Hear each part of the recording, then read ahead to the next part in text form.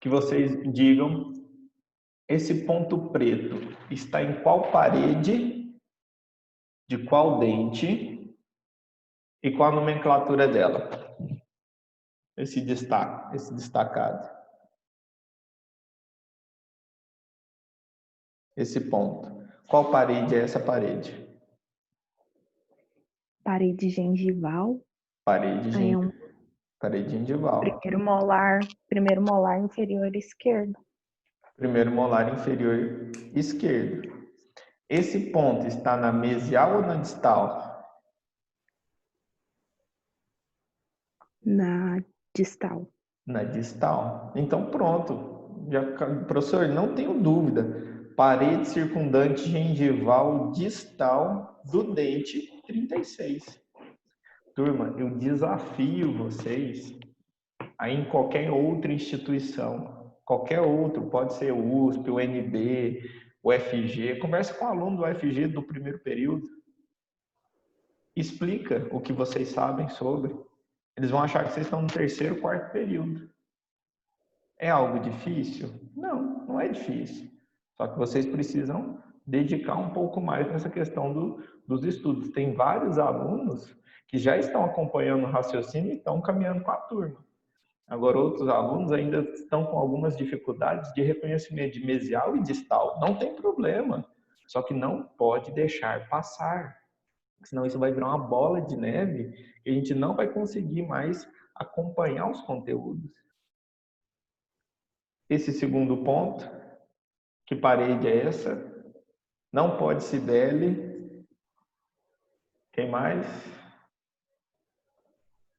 Cibele, escolhe alguém. Cibele. Deixa eu ver, prof. Pode ser a Rebeca. Rebeca está entre nós. Rebeca. Sim. Parede. É a parede pulpar. Parede pulpar. Quais são as características que essa parede pulpar tem que ter? Você está cortando o dente lá, está tentando fazer essa parede pulpar. O que você imagina que ela... Como que você imagina que ela tem que ficar? Bem plana. O professor tem que ficar bem plana. Ela não pode ficar retentiva, cheia de buracos, cheia de depressão. Ela tem que ficar plana. Pode ser um plano inclinado? Rebeca? Acho que não. Então precisa ser um plano paralelo ao plano oclusal. Então, um plano paralelo ao plano oclusal. Justamente para a força, a hora que o meu paciente mastigar, a força, imagina essa força de mastigação entrando no dente. Precisa pegar nessa parede pulpar inteira. Ela que vai absorver essa força. Se for algo inclinado, vai ter uma região que vai ter mais incidência de força e outra região que vai ter menos incidência de força. E esse dente vai ter problema durante o ácido mastigatório, ok? Essa é uma das características que você já tem que ter em mente dessa parede pulpar, plana e paralela ao plano oclusal. E essa outra parede que está entre a gengival e a pulpar é a parede axial, que a gente já discutiu as características dela. O arredondamento deste ângulo entre a axial e a pulpar e o arredondamento também desse ângulo entre a axial e a gengival. O ângulo entre a gengival e a axial e o ângulo formado entre a axial e a pulpar. Vamos voltar. Este ângulo. Rebeca, escolhe alguém.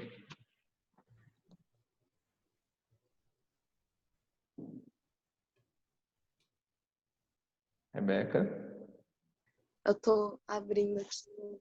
Tô abrindo os contatos aqui. O Pedro Henrique já foi? É para ser algo normal. Eu gostaria que todos participassem. Não é questão de, você está fazendo mal para o seu amigo. Não. É para todo mundo ter a oportunidade de conversar. Professor, mas eu vou me expor, o que vão pensar de mim? Turma, já imaginou todos os professores Se eu entrasse e não quisesse explicar da forma que a gente explica, se eu não quisesse brincar com vocês da forma que a gente brinca, o tanto que a aula ia ser mais difícil. Então, preciso da ajuda de vocês. Quem, Rebeca? O Pedro já foi? Já, o Pedro Paiva já. Ai, meu Deus. A Yasmin? Yasmin? Ok. Yasmin?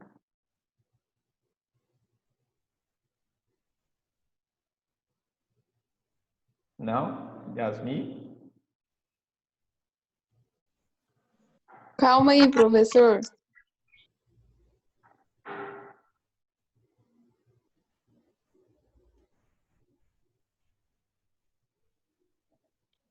Ah, professor, eu acho que é gengival, não sei. Sim. Tá vendo? Tá certo. Aqui na região, ó, tem esse G de gengival e o A da parede axial. O ângulo formado entre essa parede gengival e esse axial é um ângulo diedro de qual grupo? É uma de fundo com uma circundante. Segundo grupo. Perfeito. Segundo grupo. Mesmo que vocês estejam se ajudando via WhatsApp, para mim tá perfeito. Que é justamente... Professor, mas o nome desse ângulo seria áxio gengival? Porque Áxio não recebe o gengival. nome. É? Ah, tá. Áxio gengival, tá certinho. Perfeito. Áxio gengival. Eu preciso que vocês tenham mais essa interação para que a gente possa caminhar todos juntos, ok? E esse ângulo superior, áxio pulpar. O professor falou sobre alguns tipos de finalidade. Eu posso fazer um preparo com finalidade terapêutica. O que é terapêutica? Aonde eu vou ter uma lesão de cárie. Se eu tiver uma lesão de cárie, eu estou fazendo uma restauração, um preparo restaurador terapêutico. Posso também ter um preparo dentário protético. Imagine que você vai fazer uma prótese e precisa prender essa prótese em alguns dentes. Você vai ter que desgastar estes dentes, mesmo estes dentes estando vitais. Olha o tamanho da sua responsabilidade. O dente não tem nenhum problema, o dente não tem cárie, não tem nada. Só que você vai ter que desgastar este dente para prender uma prótese para substituir alguns dentes que estão ausentes. Como é que você vai prender esse dente na arcada do paciente? Ah, professor, põe um implante. Às vezes o paciente tem alguma doença sistêmica que impossibilita, não tem osso para colocar um implante, aí você vai ter que prender esse dente em outros dentes. Aí você vai fazer um desgaste do dente rígido, perfeito dente, com finalidade protética. Então você vai pegar a sua broca, a caneta e vai desgastar um dente que não tem cárie. E se isso der errado? E se você desgastar mais? Como é que você explica para o seu paciente? Você vai falar para ele, ó, seu dente estava bom, mas eu cortei errado. Ah, mas daí tem como refazer? Não, igual o original, não tem nunca mais como vai voltar ao normal. Então, é muita responsabilidade. Pode perguntar. Professor, isso aí que é a ponte? Isso. Toda vez que a gente vai fazer uma ponte, imagina igual ponte de carro. Vai ligar de um lado e vai ligar do outro lado. Aonde essa ponte liga, eu preciso desgastar o dente. E esse desgaste é chamado de desgaste com qual finalidade? Protética. E esses dentes, muitas das vezes, estão rígidos. Então, eu preciso pensar antes de desgastar e preciso saber a forma de desgaste, ou seja, saber a forma de contorno, a quantidade de desgaste que eu vou fazer nesse dente, porque é um dente que não tem lesão de cárie. Alguém me dá um exemplo de algo na odontologia que está em muita evidência, onde você faz um desgaste de um dente com finalidade protética e o dente não tem cárie. Lente, faceta, é tudo desgaste de dente que não tem cárie. Imagina o tamanho da sua responsabilidade. O dente estava bom, o dente estava rígido. Aí você foi tentar melhorar a estética e desgastou um dente demais e tentou colar um material que não ficou bem aderido ou ficou num formato não tão bom. Imaginem o tamanho do processo judicial. Professor, Pode falar? eu posso dar um exemplo? Claro. Tipo assim, vamos supor que chega um paciente no seu consultório e a aparência estética dos dentes dele é bonito. Certo. Assim, a parte anterior é bonito. E ele insiste em colocar faceta. E a Certo. faceta desgasta mais do que a lente. Sim. Tipo assim, a melhor solução para isso é só o clareamento, porque ele quer só clarear, ou se o cliente bater muito o pé, o paciente bater muito o pé, que ele quer colocar faceta, a gente tem que colocar faceta. Certo. Turma, vocês no seu consultório não são obrigados a fazer algum procedimento. Exemplo, chegar um paciente no seu consultório e falar assim, não, quero fazer um implante. Aí você fala, não, não é minha especialidade implante. Você não é obrigado a fazer o protocolo. Se o paciente for fazer a restauração, vocês não podem executar essa restauração sem o consentimento desse paciente.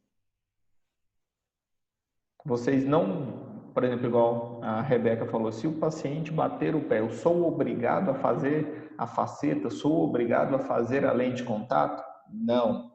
Quem é o cirurgião dentista sabe o melhor para o caso dele, para as condições que ele está, são vocês. Você não pode, vamos dizer, sofrer essa imposição do paciente frente a um plano de tratamento. Ok? Você vai apresentar as opções viáveis. Cabe a ele decidir. Por exemplo, o mais indicado para o seu caso seria um implante. Aí o paciente fala, doutor, não tenho recurso financeiro para fazer esse implante nesse momento. Você dá um plano B, então vamos fazer uma ponte. Ele fala, não, a ponte eu consigo, esse aporte financeiro. E assim você vai mostrando as opções frente ao sistema, frente ao que ele apresenta, no sistema e a condição financeira do paciente. Mas o paciente, de forma nenhuma, pode impor um plano de tratamento para você. Ok? Respondido, Rebeca? Sim. E um outro tipo... Obrigada. Nada. E um outro tipo de forma de imaginar é que Black fez essa classificação quanto à etiologia e quando ele fez a classificação, ele só conseguia fazer restaurações de metal. Ele não conseguia fazer restaurações de resina. O metal é aqueles materiais que muitas das vezes o paciente fala assim, doutor, eu estou com uma pratinha na boca. Esse é o amálgama. Ele não tem uma adesão, quando eu falar adesão, vocês imaginem grudar, ele não gruda no dente igual a resina. Por quê? A resina a gente faz um protocolo de adesão. É como se passasse vários produtos para que uma resina composta tivesse uma adesão química no dente. O amálgama não. O amálgama ele só vai ter um imbricamento mecânico. Você vai apertar ele tanto dentro desse dente que ele vai travar dentro desse dente. Então é mais fácil ter uma retenção com resina ou com amálgama?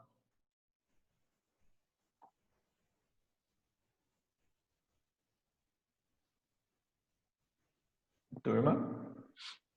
Professor, travou, repete, por favor. Está travando muito.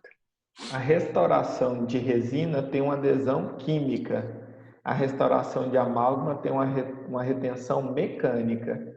Qual dos dois materiais teria uma melhor adesão? Química ou mecânica? O que gruda mais? Algo quimicamente ou uma retenção mecânica? Acho que química, né? Química, eu acho. Então, a restauração com adesão química é melhor do que uma restauração mecânica, que tem uma adesão mecânica. Então, as resinas têm uma adesão melhor do que o metal. Ah, professor, então qual seria a vantagem de fazer em metal? Antigamente, era o único material que se tinha. E esse metal, comparado com algumas resinas também mais antigas, tinha uma força de dissipação de força melhor. Então, era o único material que eu tinha e ele resistia mais naquela época. Então, eu precisava fazer as restaurações com formato mais retentivo, o que hoje eu não preciso me preocupar tanto, porque a adesão das resinas já tem um formato, uma adesão química, o que melhora o formato desse preparo, ok? Esses são alguns preparos que vocês já viram quanto à classificação de Black, a etiologia, classe 1, classe 2, 3, 4 e 5, a gente já discutiu. Mas notem, todo mundo tem essa imagem na cabeça como classe 1. Mas a definição de classe 1, a definição correta de classe 1 é cavidade preparada em regiões de macoalescência de esmalte. O que é coalescência de esmalte? Onde o esmalte une com o esmalte. Onde ele ficar um pouquinho longe, vai formar uma cicatrícula, uma fissura nessa região. Na face oclusal de molares e premolares, ponto. Essa definição de classe 1 gera esta imagem que está todo mundo habituado a ver e definir como classe 1. Qual é a continuação da definição? 2/3 da face oclusal vestibular de molares inferiores, ou seja, 2/3 da face vestibular de molares inferiores é justamente nesta outra imagem. Conseguem ver este preparo? Este preparo também é uma classe 1. Está no terço oclusal da face vestibular de molares inferiores. Esse preparo também é definido como classe 1.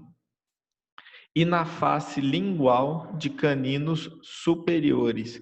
Notem esse preparo acima da região de cíngulo, ele também é definido como classe 1. E 2/3 da face palatina dos molares superiores. Este preparo também é definido como classe 1. Então, essa imagem é um resumo de tudo que nós podemos ter como definição de classe 1. Normalmente, em concurso, vocês vão ver essa imagem que fala do terço oclusal da face vestibular de molares inferiores e essa que fala sobre 2/3 da face palatina. Poucos profissionais sabem que estes são considerados classe 1. Normalmente o pessoal imagina somente a imagem da face oclusal de molar e da face oclusal dos premolares. Esquecem esses outros conceitos. Na prova de vocês, provavelmente eu vou colocar uma dessas imagens para vocês definirem como classe 1. E precisa entender que a definição de classe 1 não é só face oclusal de dentes posteriores, ok? Classe 2, essa não tem segredo, vocês já sabem, é fazer preparos na região das proximais. E notem, nesse exemplo B de premolares, eu posso ter um acesso somente na proximal. Não necessariamente eu terei um desgaste na oclusal e na proximal. A definição é cavidade preparada nas faces proximais dos premolares e molares. Pode ser que eu execute o preparo somente na face proximal. Se eu executar o preparo somente na face proximal, é uma classe 2, ok? Classe 3, vocês já me definiram como proximais de dentes anteriores, seu envolvimento ângulo incisal e classe 4 com envolvimento do ângulo incisal. Ok. Até aqui, tudo certo.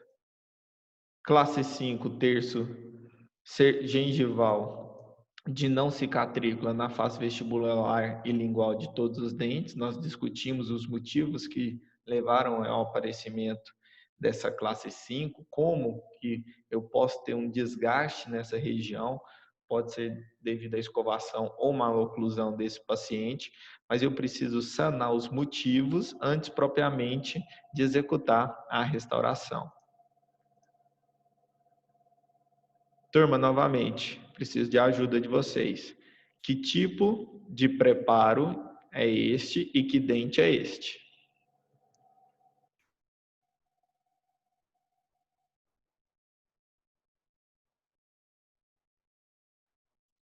Esse é o dente 36? Dente 36. Que tipo, que preparo é esse?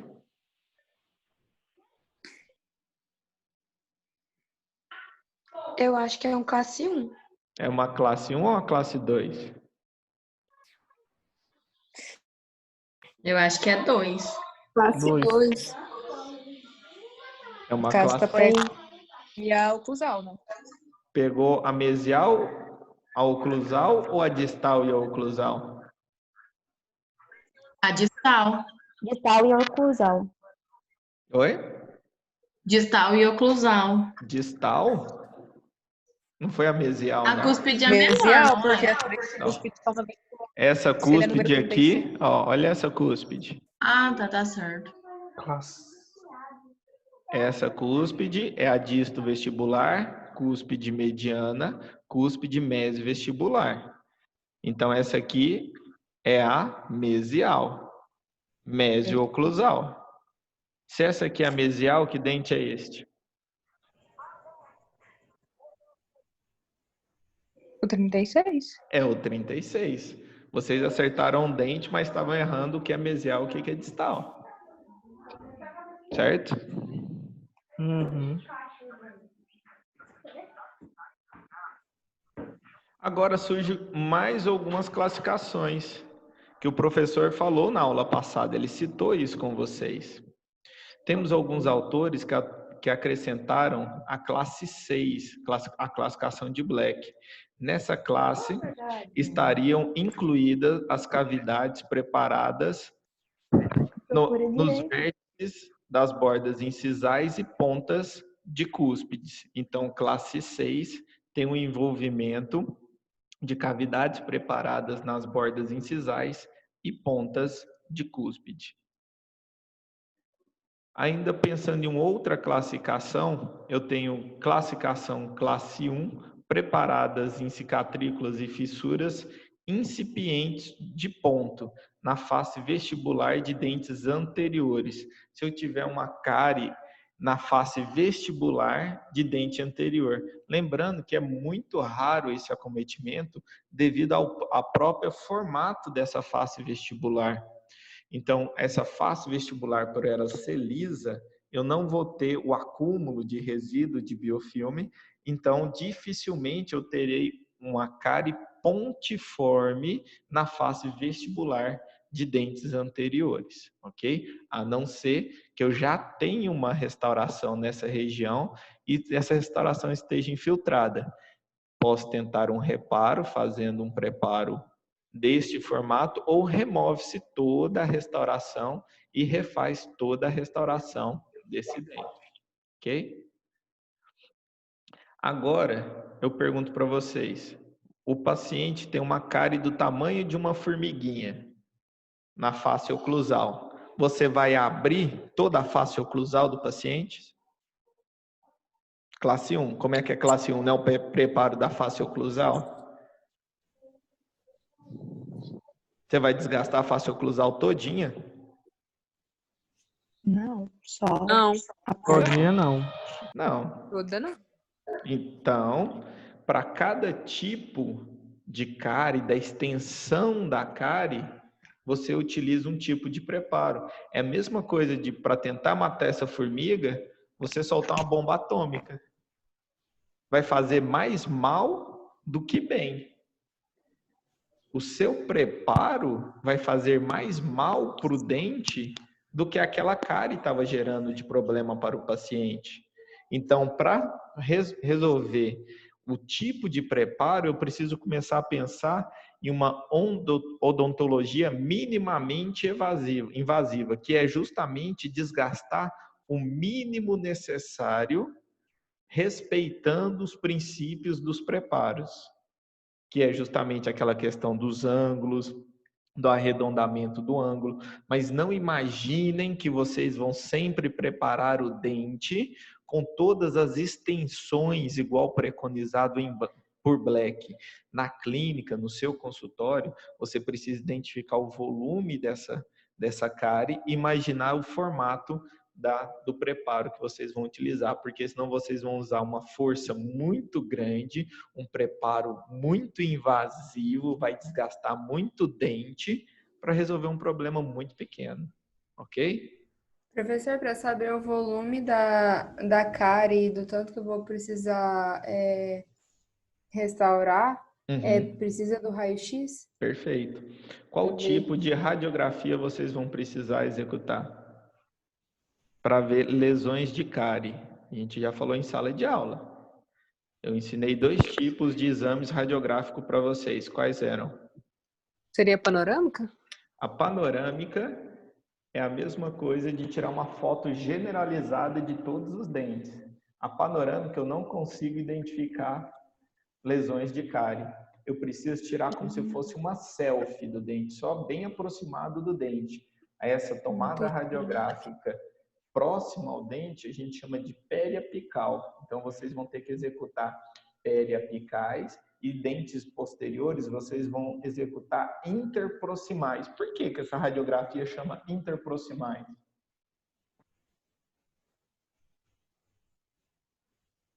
Turma? Que é para ver dentro do dente. E para ver aonde? Entre os dentes? Para ver a proximal do dente, que é justamente aonde eu tenho a maior incidência de cárie em dentes posteriores, ok? Existem algumas classificações complementarem à classificação de Black. Por exemplo, nesse tipo, eu tenho um tipo ponto, que pode ser utilizado para molares e premolares, quando apenas um ponto do sulco principal foi atingido. Então, não preciso abrir todo o sulco principal. Eu faço realmente somente um ponto nesta região. Tenho também o tipo risco, que é só fazer um risquinho nessa região, tirando o tecido cariado em região de esmalte. Lembrando, se tiver somente em esmalte, não há necessidade da anestesia, porque já não tem um comprometimento da questão dos túbulos dentinários, tá?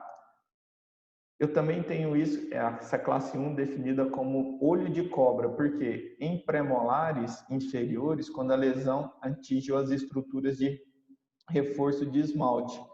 Eu sei que existe uma ponte de esmalte e cristas marginais. Tem a crista marginal, a ponte de esmalte e não atingiu, só atingiu o fundo da fosseta mesial e da fosseta distal. Então eu venho nesta região e faço esses 2 preparos. A esses 2 preparos nós chamamos de tipo olho de cobra. Só para a gente imaginar esse formato e nunca mais esquecer que eu posso fazer esse preparo sem a necessidade de romper uma ponte. Eu nunca vou romper uma ponte de esmalte se ela estiver sadia. Eu vou manter o máximo que eu conseguir de estrutura dentinária, tá?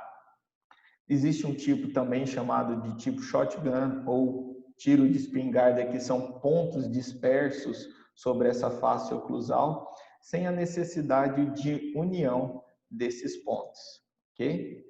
Esse é um chamado slot vertical, que é um preparo justamente da face proximal, sem a necessidade da abertura da face oclusal. Vocês vão escutar bastante sobre essa nomenclatura na dentística 1, slot vertical.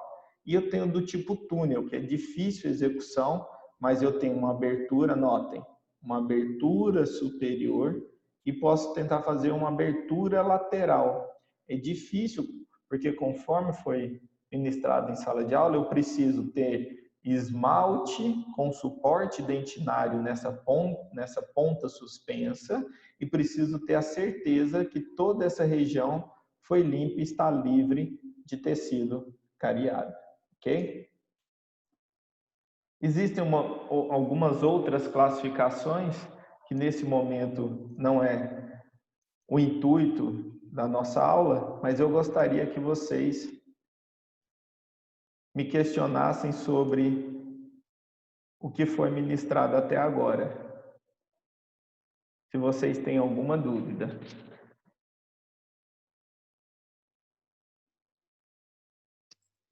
Para mim tá tranquilo, prof. Turma, alguém, alguma dúvida sobre Fiquei nomenclatura, tranquilo formato? também.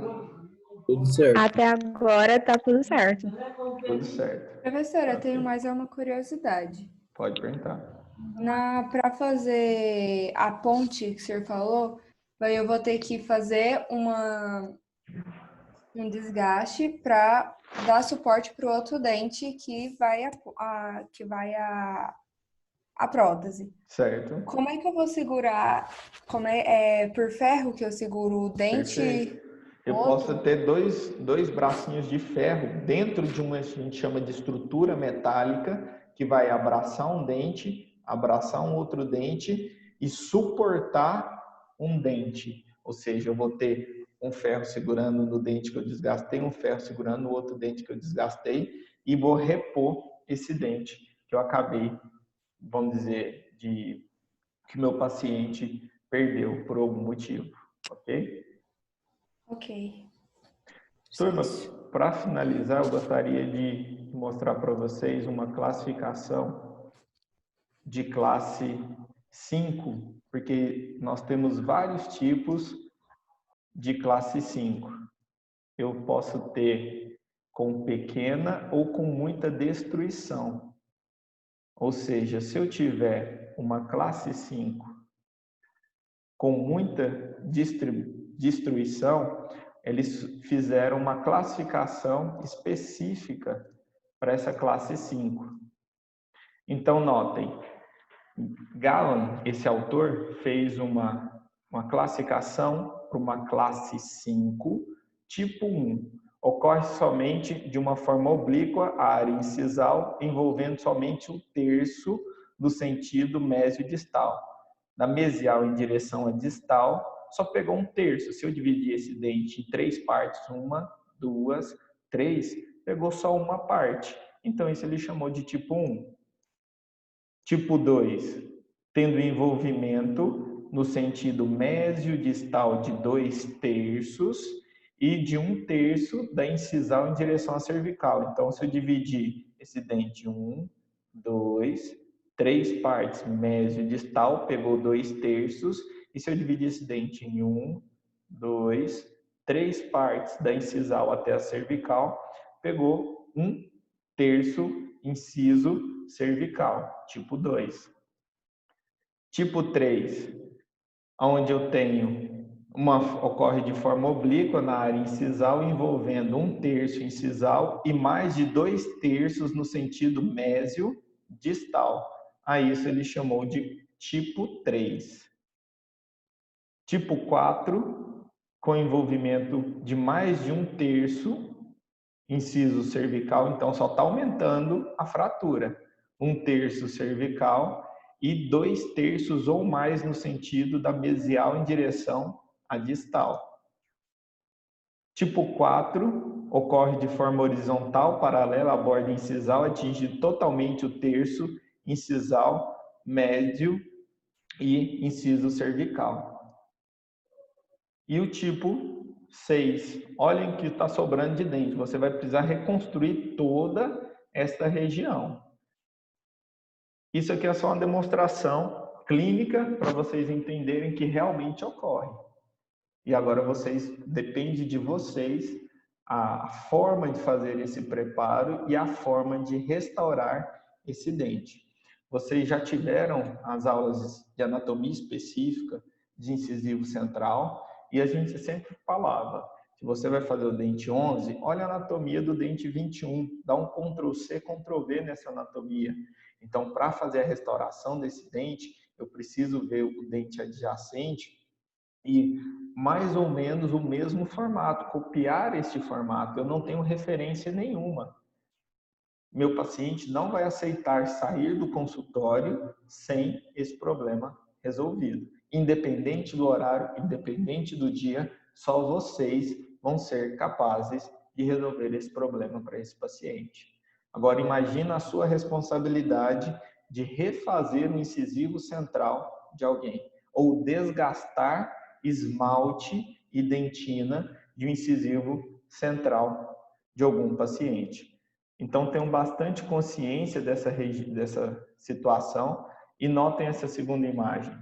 A gente discutiu no começo da aula que normalmente está envolvido com trauma. E eu sempre preciso observar a câmara pulpar antes de iniciar o processo de desgaste de qualquer dente. Eu sempre avalio a proximidade de câmara pulpar e volume de esmalte e dentina. Ok? Turma, alguma dúvida, alguma consideração? Tudo certo? Tudo certo, professor. Tudo certo. Tudo certo. Ok. Turma, eu vou fazer a disponibilização das aulas lá no AVA. Assistam novamente a aula, ok? Assistam essa aula várias vezes para ir sedimentando esse conteúdo. Obrigadão, turma. Até a próxima. Obrigada, professor. Tchau. Obrigada, professor. Boa tarde. Tchau. Tchau. Tchau. Tchau.